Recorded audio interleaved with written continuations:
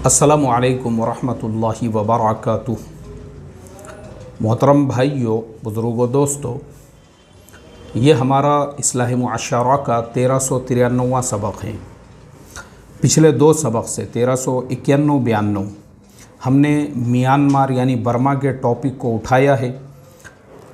1391 में हमने बताया कि जो रोहिंग्या मुसलमान हैं उनकी बद्दुआओं से आज उस पूरे मुल्क का क्या हाल है, और 1392 में हमने बताया था कि जो रोहिंग्या मुसलमान हिजरत करके बांग्लादेश पहुँचे, आज अल्लाह ने उनके रहने का इंतज़ाम कर दिया।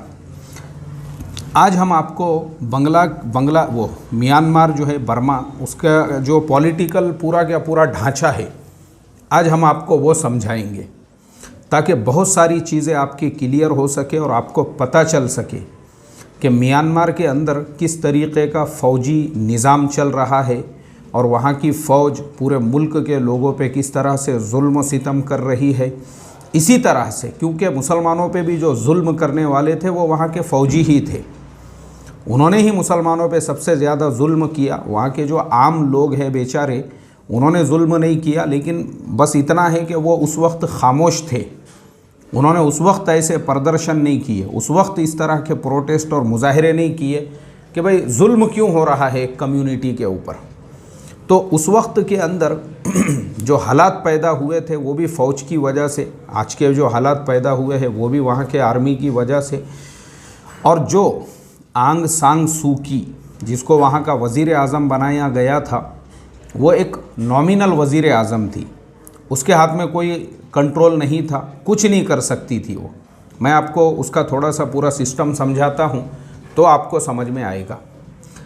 बर्मा एक ऐसा मुल्क है, एक ज़माने के अंदर जब सेकेंड वर्ल्ड वॉर का टाइम था तो जापान चूँकि उस वक्त हमारे एशियन मुल्कों में सबसे ज़्यादा पावरफुल और ताकतवर था। आप नक्शे में देखोगे तो जापान आपको सिर्फ इतना नज़र आएगा, यानी आधे महाराष्ट्र के बराबर भी जापान का नक्शा नहीं है, एक छोटा सा मुल्क है।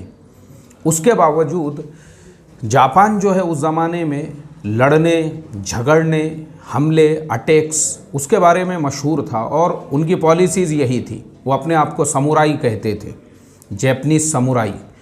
उन लोगों ने अपने आजू बाजू के जो छोटे मोटे मुल्क है, जैसे दोनों कोरिया है, उस ज़माने में तो दोनों थे नहीं, एक ही कोरिया था, कोरिया पे कब्ज़ा किया। अब आपको हैरत होंगी सुनकर, पूरी दुनिया का सबसे बड़ा जो मुल्क है आबादी के एतबार से, चाइना, उसके ऊपर भी जापान का कब्ज़ा था, जापान वहाँ पे भी घुस गया। हालांकि आज की तारीख़ में चाइना में एक एक शहर इतना बड़ा बड़ा है कि पूरे जापान का जितना पॉपुलेशन है, यानी पूरी आबादी जापान की जितनी है उतनी आबादी चाइना के एक एक शहर की है आज। उसके बावजूद वो जापान ने चाइना पे भी कब्ज़ा किया। नीचे आइए, वियतनाम में जापान का कब्ज़ा हुआ, उसके बाजू कंबोडिया, उसके बाजू लाओस, उसके बाजू थाईलैंड, उसके बाजू म्यांमार। यानी जापान का जो आर्मी थी जापान की और जापान का जो कब्ज़ा था वो म्यांमार के साथ हमारे मुल्क का जो सरहदी इलाका है, मणिपुर वगैरह के इलाके तक जापानी फ़ौजें पहुंची हुई थी। इसीलिए वो जो सुभाष चंद्र बोस की फ़ौज का हम लोग सुनते हैं कि उन्होंने अपनी जो फ़ौज बनाई थी आज़ाद हिंद फ़ौज, तो वही जापानी फ़ौज को साथ में लेकर और उनके साथ मिलकर उन्होंने वो बनाई थी ताकि अंग्रेज़ों का मुकाबला किया जाए। क्योंकि फिर अब अंग्रेज़ों की हुकूमत शुरू होती थी यहाँ से, उस इलाके से। अब अगर इंडिया में इधर इंटर करते हैं तो यहाँ पे अंग्रेज़ों की हुकूमत चल रही है। लेकिन जब जापान के ऊपर अमेरिका की तरफ से जो अटैक हुआ नागासाकी और हिरोशिमा पर, उसके बाद जापान टूट गया। जो एटमी हमले अमेरिका की तरफ से हुए, जापान जब टूट गया तो उसके बाद फिर ये मुल्क खुद ब खुद आज़ाद हुए। इन्होंने आज़ादी के लिए कोई लड़ाई नहीं लड़ी थी, चाइना ने कोई लड़ाई नहीं लड़ा था जापान के साथ, उनको मुफ्त में आज़ादी मिल गई क्योंकि उधर जापान ही खुद बर्बाद हो गया था। कोरिया ने कोई लड़ाई नहीं लड़ी है। जो किम जोंग उन अभी है, उसके दादा थे किम इल संग, उन्होंने उस वक्त में आज़ादी की मुहिम ज़रूर छेड़े थे लेकिन कामयाबी उनको नहीं मिली। मगर जब जापान खुद अपने छोटे से मुल्क में सिमट गया, उसके अपने ही 2 शहर पूरी तरह से बर्बाद हो गए और जब उनको ये डर लगा कि भाई अमेरिका और तीसरे चौथे शहर पे अगर अटैक करता है तो मुल्क ही हमारा ख़त्म हो जाएगा, उससे बेहतर है अपनी जितनी फ़ौजें हैं दूसरे दुनिया में फैली हुई उनको वापस बुला लो। जापान ने जब सबको वापस बुला लिया, वो बुलाने के बाद वो अपने छोटे से मुल्क में फिर वापस जितना जापान था उतने जापान में सिमट गया। अब उतने जापान में जब जापान सिमट गया, वो सिमटने के बाद में ये जो ममालिक है म्यांमार वग़ैरह, इन मुल्कों के अंदर जो उनकी पुरानी राजशाही चलते आ रही थी, यानी जो पुराने राजे महाराजाओं का दौर था, वो वापस से पैदा हुए। उन्होंने कहा कि हम वापस से अपने मुल्क पे हुकूमत करेंगे, लेकिन कुछ सालों के बाद में वहाँ की जो आर्मी है, फ़ौज है, उन्होंने बगावत की। उन्होंने कहा अब राजे महाराजों का सिस्टम नहीं है, अब उनका ज़माना नहीं चलेगा यहाँ पे, अब हमारी हुकूमत चलेंगी। अब जब उनकी हुकूमत आई तो वो आर्मी इतनी ज़्यादा बेरहम थी, म्यांमार की जो आर्मी थी वो इतनी ज़्यादा बेरहम थी। उन्होंने कहा कि भाई हमारी तारीख़ है कि ये मुल्क सिर्फ़ और सिर्फ हमारा है, हमारे अलावा इस मुल्क के अंदर अब जो दूसरे लोग हैं जैसे क्रिश्चियंस है, तो क्रिश्चियनिटी हमारे मुल्क में आई कहाँ से, ये लोग कहाँ से आए हैं हमारे मुल्क में, क्योंकि हमारे मुल्क में तो क्रिश्चियनिटी का कोई नामो निशान भी नहीं है। अगर है तो अंग्रेज़ों की वजह से है। अब अंग्रेज़ों की वजह से है तो फिर इन्होंने अंग्रेज़ों के साथ में ही जाना चाहिए था, ये हमारे मुल्क में क्यों रुके।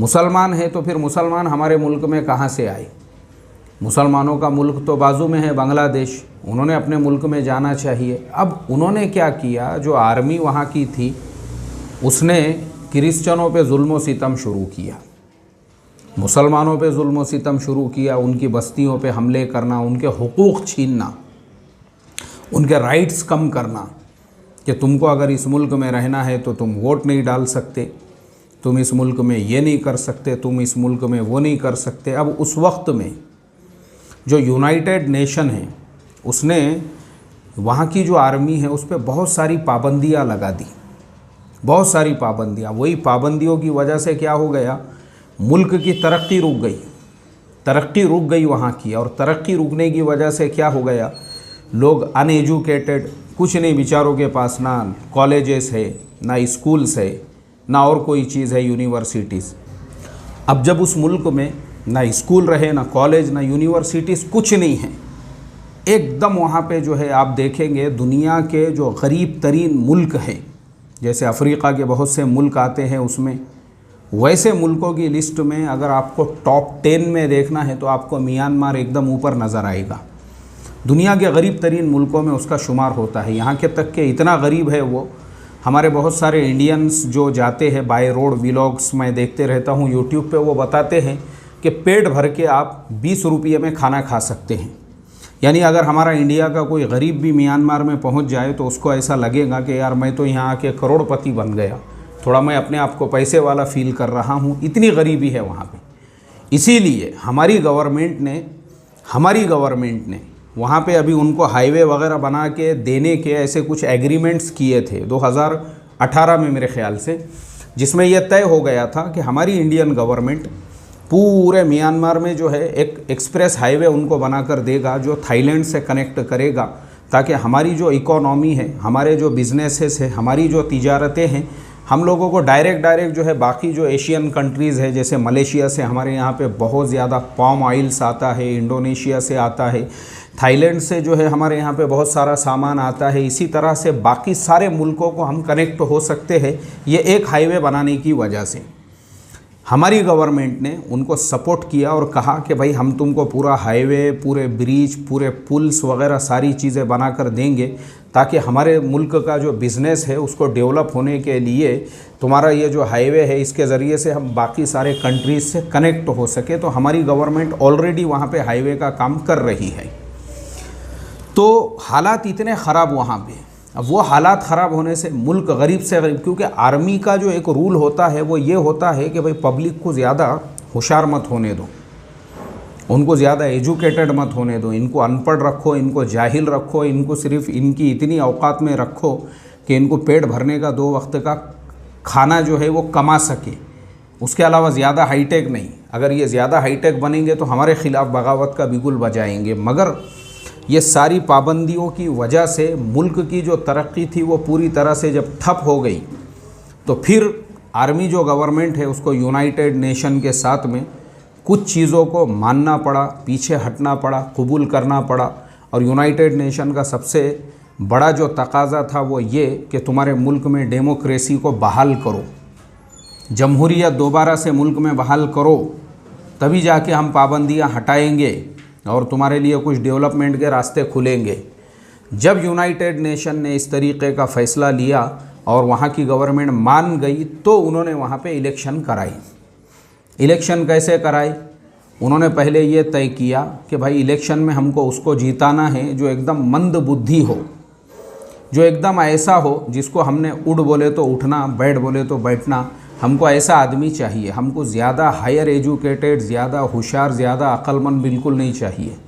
तो आर्मी ने ये जो आंग सांग सूकी है, अभी जो लेडीज़ वहाँ की प्राइम मिनिस्टर थी जिसके हाथ में मुल्क का निज़ाम था, ये वहाँ की आर्मी ने तय किया था कि इसको कुर्सी पे बिठाना है, कि पूरी दुनिया को ये लगेगा कि मुल्क में जमहूरियत बहाल हो गई, वो औरत कुर्सी के ऊपर बैठ गई, मुल्क में तो माशाल्लाह डेमोक्रेसी चल रही है, लेकिन दिखाने के लिए डेमोक्रेसी है, बाकी चलेगा वही जो पूरा का पूरा आर्मी का रूल रहेगा।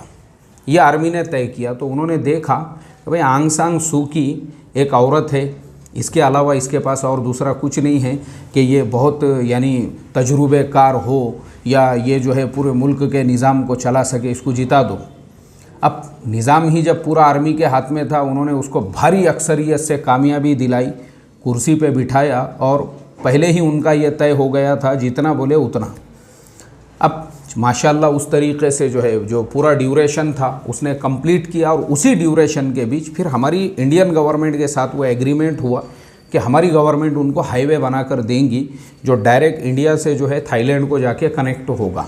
और वो हाईवे का काम भी जो है उसी दरमियान में शुरू हुआ और थोड़ा बहुत मुल्क के अंदर फिर अब हलचल शुरू हो गई, बिजनेसेस के लाइन से और बहुत सारी लाइनों से और टूरिज़म के लाइन से, सारी चीज़ों के लाइन से। ये जब पूरा वक्त गुज़र गया, उसके बाद जो अब भी इलेक्शन हुए वहाँ पे फरवरी के महीने में, वो जब इलेक्शंस वहाँ पे हुए, उन इलेक्शंस के अंदर जो आंग सांग सूकी थी वो दोबारा कामयाब हो गई। और कामयाब होने के बाद में उसने ऐसे कुछ बयानात दे दी जिसकी वजह से आर्मी हुकूमत को ये लगा कि जिस औरत को हमने कुर्सी पे बिठाया था ये तो अब हमारे ही अपोज़ में जा रही है, हमारी ही मुखालिफत में जा रही है और ये अपने रिलेशंस यूरोप और अमेरिकन मुल्कों से ज़्यादा मजबूत बना रही है, तो फिर इसको हटा दिया जाए कुर्सी से। उन्होंने उसका तख्ता पलट कर दिया। वो तख्ता पलट होने से वहाँ की जो आवाम है, वहाँ की जो पब्लिक है, वहाँ के जो लोग हैं, जिन लोगों ने ये देखा था कि भाई आर्मी के ज़माने में हम तरक्की नहीं कर पा रहे थे, थोड़े दिनों की डेमोक्रेसी आई तो कम से कम मुल्क में कुछ हलचल शुरू हुई और बाहर के लोग हमारे मुल्क में आने लगे। फिर ये हाईवे वगैरह, पहले ऐसा था, आप सोचो, यानी म्यांमार हमारा पड़ोसी है लेकिन हमारे लिए भी उनके बॉर्डर्स बंद थे, मगर थोड़े दिनों की जो डेमोक्रेसी आई उसमें बॉर्डर सब ओपन हो गए। हम लोग आसानी से बग़ैर वीज़ा के म्यांमार में जा सकते थे, आ सकते थे एक दिन के लिए। उसके अलावा भी अगर वीज़ा भी लेकर जा रहे हैं तो बाय रोड पैदल आप जा सकते थे, पैदल आ सकते थे, यानी इतनी आसानियाँ पैदा हो गई। और हमारे यहाँ से जो है रोड वगैरह के काम सब वहाँ पे शुरू हो चुके थे। मुल्क की जो आवाम है वो दोबारा से आर्मी का शासन, फ़ौजी हुकूमत नहीं चाहती थी, इसलिए पूरी पब्लिक रोडों पे निकल गई, रास्तों पे निकल गई। अब हालात वहाँ के ऐसे है कि वहाँ की जो आवाम है उनके और आर्मी के दरमियान में ये सारे टेंशन्स चल रहे हैं, उन्हीं के दरमियान में लड़ाइयाँ हो रही हैं। अब बेचारे लोग जो है, यानी मैंने आपको बताया उन्होंने लोगों को डेवलप होने ही नहीं दिया, उसके बावजूद वो लोग तीरों से मुकाबला कर रहे हैं आर्मी का। अब मुझे आप बताओ तीरों से वो क्या मुकाबला कर सकेंगे फिर भी। और आर्मी इतनी बेरहम है कि वो आर्मी अपने ही मुल्क के लोगों पर एयर स्ट्राइक कर रही है, अपने ही मुल्क के लोगों पर। आप सोचो, दुनिया में ऐसा अजूबा आपको कहीं देखने नहीं मिलेगा, क्योंकि किसी भी मुल्क पे एयर स्ट्राइक होती है तो दुश्मन मुल्कों की तरफ से। जैसे मैंने आपको मिसाल दे के बताया, इराक़ में एयर स्ट्राइक होती थी, अमेरिकन आर्मी करती थी। अफ़गानिस्तान के तोरा बोरा में जो करते थे वो अमेरिकन फ़ौजी करते थे। लेकिन यहाँ की ख़ुद की गवर्नमेंट अपने ही मुल्क के गांवों पे, देहातों पे, पूरे थाईलैंड बॉर्डर को बर्बाद कर दिया इन्होंने, पूरे बॉर्डर के अंदर के इलाके को। हज़ारों लोग, तस्वीरें देख के रोना आ रहा है, हज़ारों लोग जंगलों में, नदी के किनारे पे, दरख्तों के नीचे, बच्चों को मासूम लेके औरतें बैठी हुई है।